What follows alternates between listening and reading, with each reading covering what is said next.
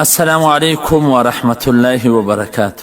محترم و عزتمنو، دا یو کلیپ بار بار ملګري را لیږي چې هغه کې یو څوک وایي چې د مولوي عبدالرحمن صمیم مسائل ګروپونو ته مه را لیږي ځکه دا که پنجپیری نه دی پنجپیریانو ته ورته دی. د دې کلیپ څه وضاحت یا جواب وکړه. محترمینو، تاسې دا څو خبرې زموږ دا په غور سره واورئ.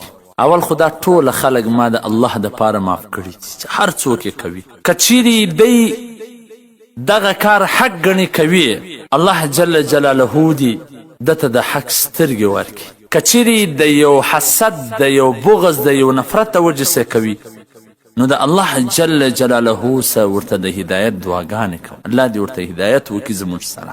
موږ خو دا بالکل پرېښه و چې د چا جواب کو، ځکه د یو عالم جواب مې وکړي هغه دومره مشهوره سو. بیا ځینې نور کلیپان رالل چې هغو دا ویلي و چې زموږ نوم دې هم واخلي، به موږ پسې دې هم یو کلیپ وکړي.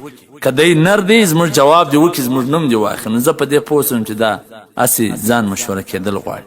اوله خبره دا د عزتمنو عبدالرحمن صمیم، یعنی ما بار بار د دې خبرې وضاحت کړی دی چې زما د بنوي ټاون څخه فراغت سوی دی، زما دا استادان دي، دا ټوله مې ښوولي دي. نو دا کم چا چې کلیپ کړی دی، آیا دغه واټسپ والا، دا واټسپ چې څوک استعمالي، دا خو د هوښیاران خلک معلومیږي، غټ موبایل ورسره تجاران کاروباریان، آیا دا دومره فکر لږ نسي کولی چې دا خبره کړې ده دا څوک دی؟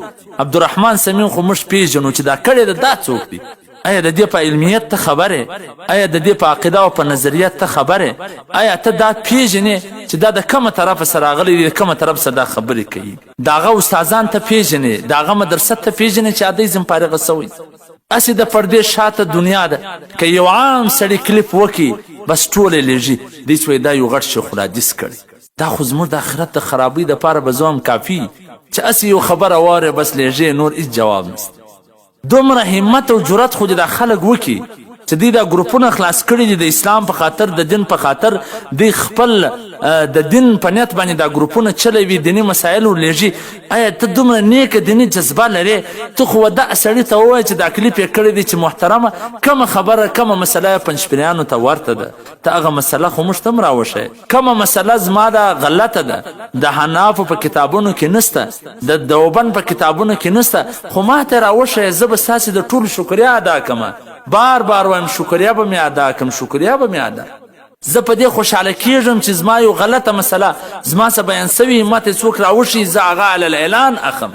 که زما خبره په کتابونو کې نسته یا زموږ د مفتیانو نه ده لیکلې، زه خو خپله د هېچا څه عزت نه غواړم.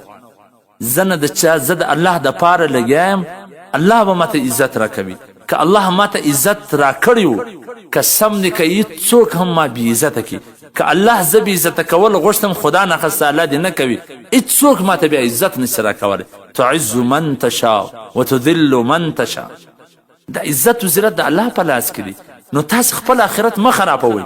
تاسې به الله پوښتنه وکړي چې عبدالرحمن صمیم خو چې هره مسله بیانوله، د هرې مسلې سره د کتابونو حوالې ولې، دا کومه خبره چې کم چا په ده پسې کړې ده د هغه سره یوه حواله وه، د هغه د علمیت تا ته در معلوم، د هغه مدرسه او کتابونه تا ته در معلوم، نو ته به الله ته څه جواب ورکړې؟ زه د خلکو پر حال باندې ما زړه درد کوي چې دا به الله ته څه جواب ورکړي. که الله دا درته وویل چې آیا په څه دلیل، په څه ثبوت تی دغه خبرې یو بل ته سره نشر کولې چې دغه پنجپیریانو ته ورته دی، دا بیا څنګه خبره ده پنجپیریانو ته ورته دی؟ پنجپیریان ته که څه پېژنې چې پنجپیریان څوک دي؟ هسې بس هغه زموږ په پښتو کې وایي یو چا غوږ دی لیوه وي، لیوه پسې ځغلي او منډه پسې وي، خپل غوږ نه ګوري.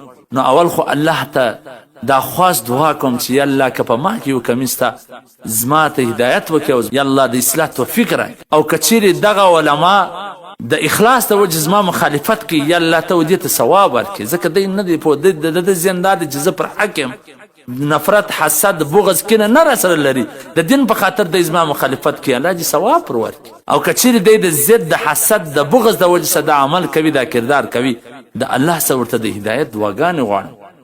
د تباهي او د بربادي شراوې نه کوم، ځکه زموږ مقصد خلک ښېګړې ته رابلل دي، بربادي ته نه دي رابلل. الله دې ورته هدایت وکړي، الله دې وسمې لارې ته موږ ټوله برابر کړي. والسلام.